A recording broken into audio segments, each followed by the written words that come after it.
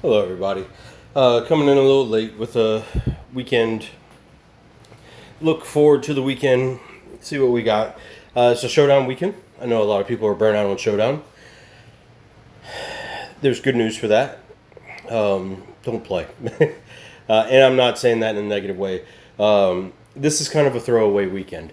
And look, it's like that because I'm sure many of our members of Scopely are spending time with their families. Many of us are spending time with our families. So the few that are like, man, I really wanted something big, unfortunately, I have to suffer for the masses. It is what it is. And there's a good addition to the game, and then there's some not so good addition to the game. So we're going to look at both sides and see what we like, what we don't like. As far as the offers go, there is only one offer that I see on here, and that is for the 20 loot pools.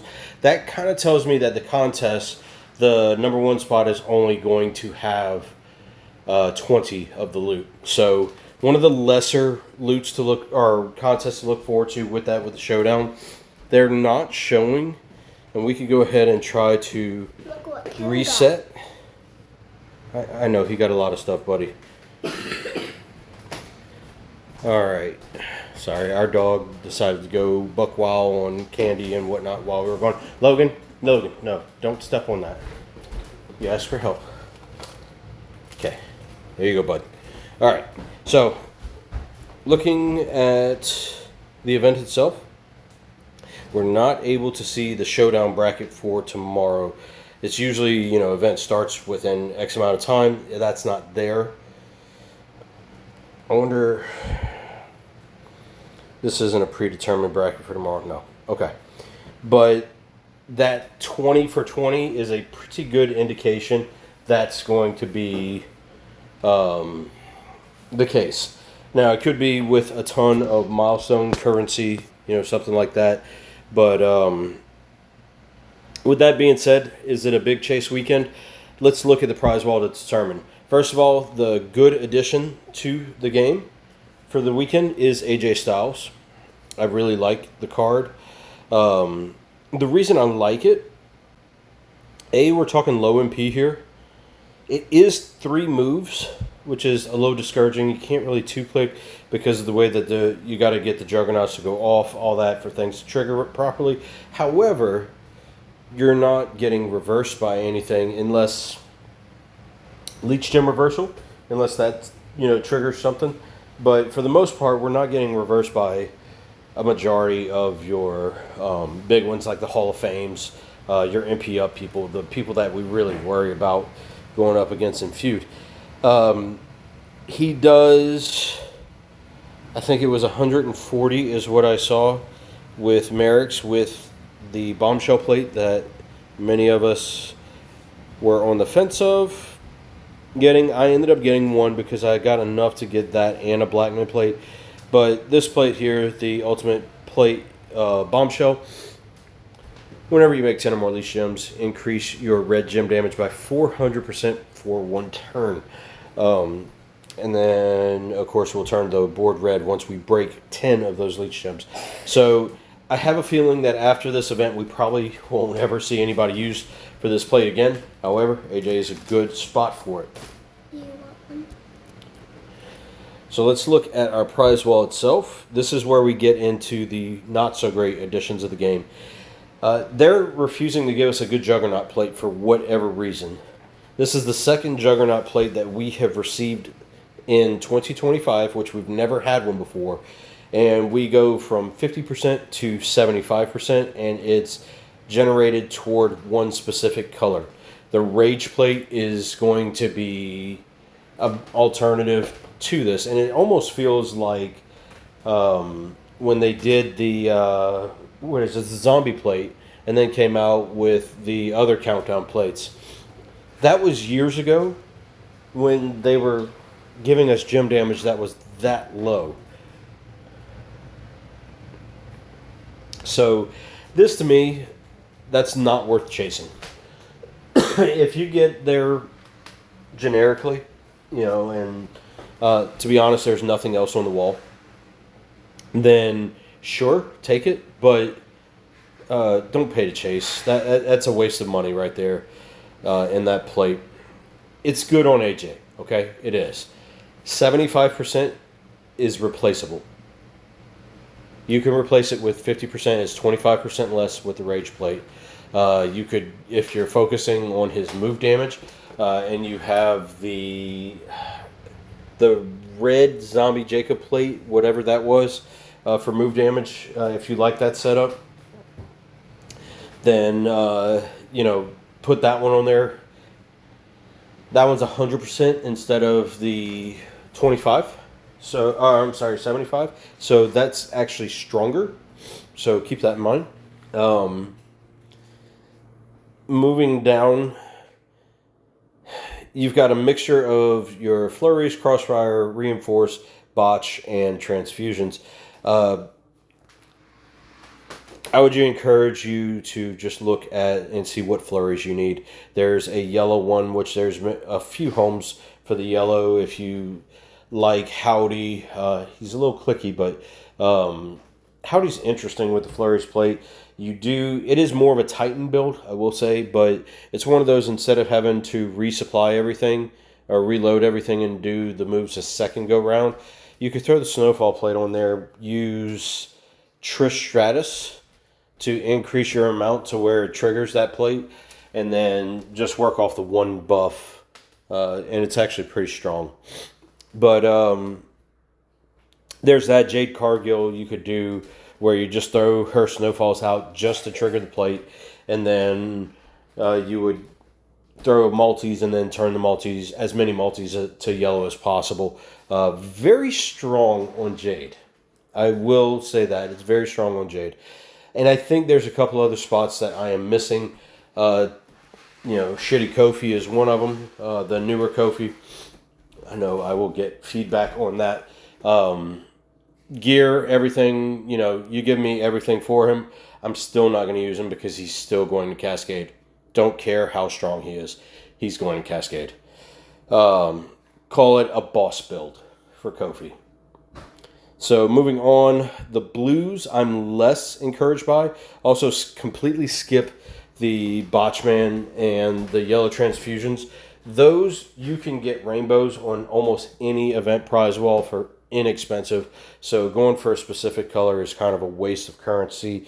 I would say the same is true about the reinforce. The crossfire, there's some homes for the yellow. You would have to look that up. I believe you will need the 8th anniversary, though, being that it's the lesser of the 300 plate versus 500. You will want the anniversary to accompany that. Back in Business Bex is a good spot for that. Not too many others coming ahead right now. But moving down, blue. I don't think there's anybody that does blue reinforcements well. Crossfire, Stephanie Vicker. She's fine with the 300. She hits 175 million with the 500. I think with the 300, you could walk away with the anniversary plate at about 140 to 150 million. Easy. So, great spot for that plate to go if you want to move your rainbow somewhere else. And then we're looking at the blue flurries. Somebody like Tiffy would be fine with that. I know people still use Tiffy in the game. I don't understand why when you've got so many characters that need so much less and better. But if you like Tiffy, blue snow flurries, it's fine. Once again, we're skipping completely over the Botchman and the transfusions. Going into the red, and the red has the least, and I like them the most. I love Vader with that reinforcement plate. And it could use the rainbow as well, but Vader is just stupid strong, and adding that 200% just makes him just phenomenal. So there is that, and then that ties in with a Sheamus crown. Sheamus crown? Is that right? No. I've got my plates mixed up. We'll look at that after. It's not the same as... It might be. No, it reinforces Bulldog's bracers. There we go. Sheamus Crown is for Crossbreak.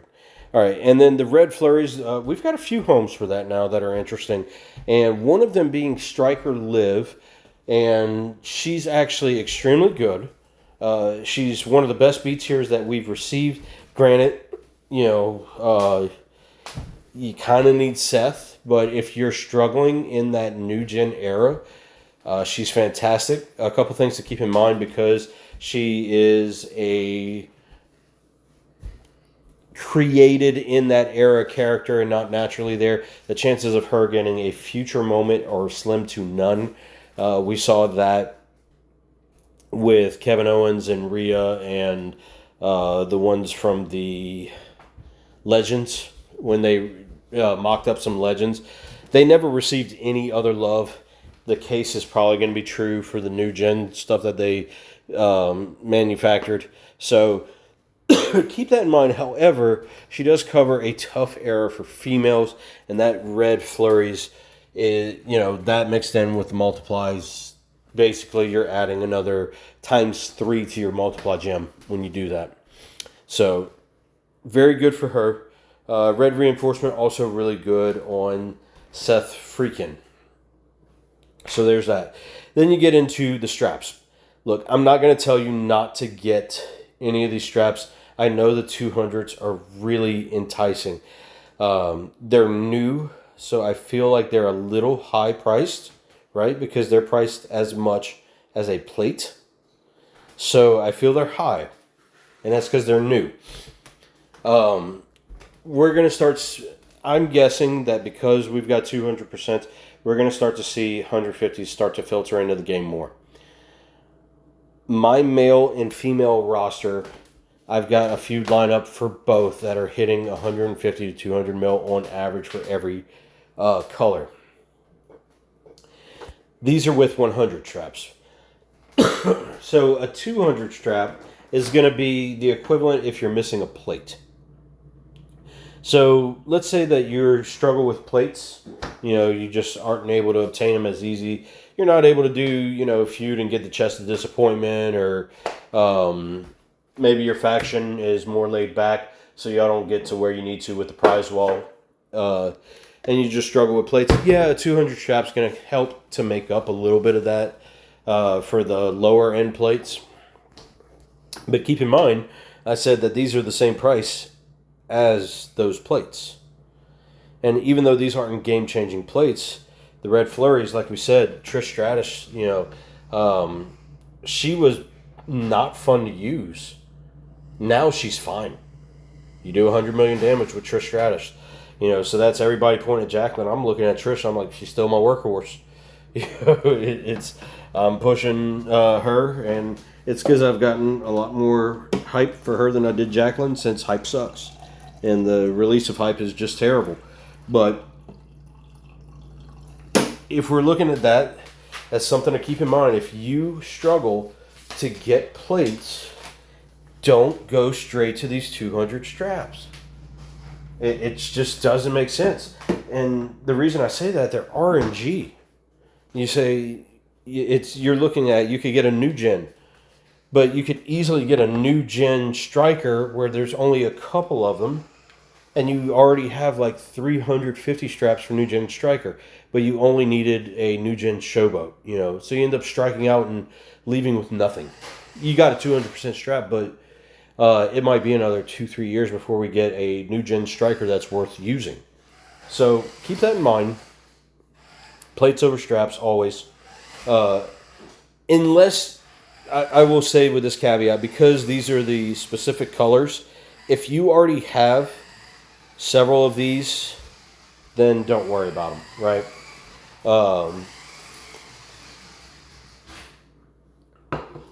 Going down to probably the biggest disappointment in this prize wall,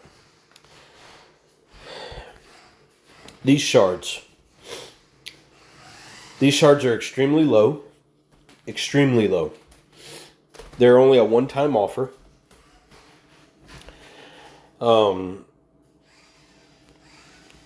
I don't understand how we've gotten here from the previous shard walls that were plentiful. So, and you might say, well, but they have a poster of Shinsuke Nakamura. Shinsuke has been available so many times that he has been free to play at this point already in the game. He was on a MLC prize wall, and I don't think you needed the third to unlock it. I think he was like the second slot. He's been in keys. He's been all over the place. He has been free to play for almost 6 months. If you passed him then, you're probably going to pass him again. If you don't have Shinsuke on your roster, please take him. He's a coach. That's it. Invest to his coaching ability. Leave him be. One day there will be a plate that turns him around. Sure.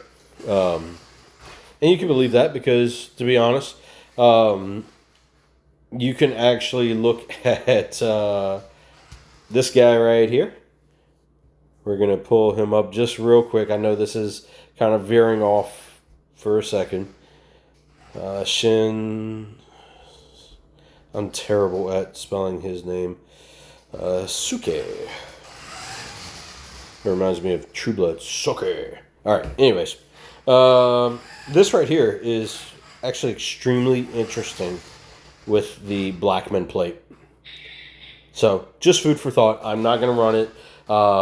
It does even more stupid stuff with a drip plate. I'm going to build it, but I'm not going to run it on here. Just because it's so whaley. You need Leo. You need, the stuff. But he could hit upwards of 150. I think with the drip, get that away from Kevin's bowl, buddy. With the drip, you're looking at 200 million. It's stupid.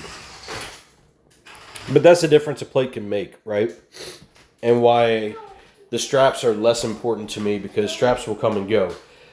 We are still trying to get rid of our plates from our 40% straps that are just sitting there rusting, right? So 200%, while they do help to replace what's missing, they're not so much that they're game changers yet. And at their cost, please get something else. Unless, like I said, you have everything else on this prize wall, then by all means. But the shards, these offers are terrible for these shards. They're extremely low, so that's fine. But 200, 150, man, these are low for these. And most of these characters, Vader, I still use. I would like more hype for Vader. I'd like to start using him again. He got better with the reinforcement plate. That came out recently since hype, but of course hype has kept me from being able to play him. Drew is okay. I don't have the gear. I don't really like him without the gear. Other people say he's, great and I'm crazy. That's fine. You got him, use him. But 175 isn't doing much for anybody. Low prize wall currency for that, though. Then you got resources, which is just for whatever's left. So going back over this, you see there's nothing that's roster defining. So I'm less encouraged to spend on this prize wall. Far less encouraged. The loot itself, and I'm not going to go crazy on this, but, you get 2 guaranteed. These are usually 4 for S plus tier. Oh, these are usually 4 because it's S plus tier. And the fact that it's 60 to 500, right? So you only get 2 guaranteed features. Granted, only AJ's in there, which is phenomenal. It's good that that's back. But looking at the rest of the prize wall, you got Kofi in his new gear. Cool. He's still going to cascade for you. You got Woods in his new gear. It's cool, but I guess if you're missing Leo, that Woods gear becomes interesting. But other than that, Woods is so strong, it doesn't need it. He is so strong that it doesn't even have me interested. He's hitting into the next meta without it. So I'm less interested in that. And then they don't have anybody from the November MLC, which is just discouraging, right? It's just, there's a lot of showboats in here. But nothing that's just game changing. Now, if you scroll to the bottom, this is the one thing that I kind of like is these are decent shard numbers. We're used to seeing what AJ has 30s for everybody else. But if you didn't recruit Dom, there's 30 of him. There's 150 of Numerono. There's 300 of. Did I say 30 for Dom? 300. 300 for King General.